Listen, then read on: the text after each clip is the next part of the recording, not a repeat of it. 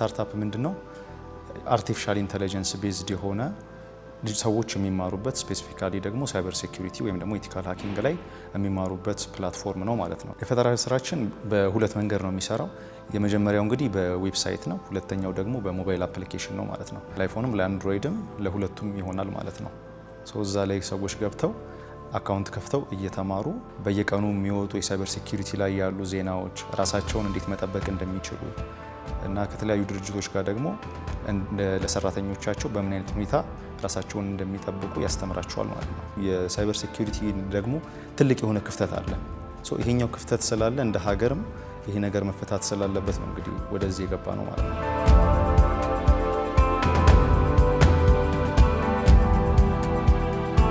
ኤአይ ከመጣም በኋላ እንግዲህ ብዙ የሚያስፈልጉን ስልጠናዎች ከእውቀት አንስቶ የሚያስፈልጉ ሜንቶሮች ከዛም ደግሞ የሚያስፈልጉን ሪሶርሶችን ጭምር ሲሟላ ነበር ማለት ነው። ሰርቨር እንድናገኝ የተለያዩ ትልልቅ እንትኖች ጋር እንድንገናኝ ኦርጋናይዜሽኖች ጋር እንድንገናኝ ትልቅ እድል ፈጥሯል ማለት ነው። እኛም ራሱ ላይክ እንደ ስታርታፕ ትልቅ ድርጅቶች አሉ።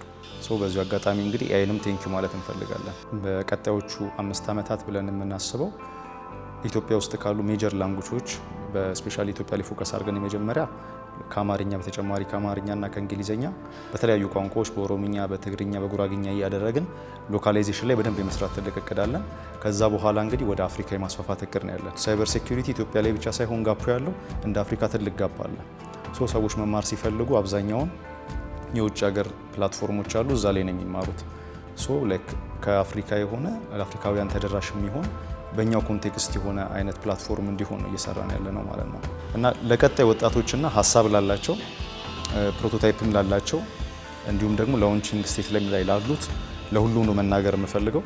በጣም ብዙ ወጣት ሀሳብ ያላቸው ልጆች አሉ፣ የዩኒቨርሲቲ ተማሪዎችም ጀምሮ። እድሜ እንትን አያደርግም፣ ማተር አያደርግም። ሀሳቡ እስካለና ያ ነገር ችግር መፍታት እስከሚችል ድረስ ሁሉም ሰው ይህንን እድል እንዲጠቀምበት አበረታታለሁ።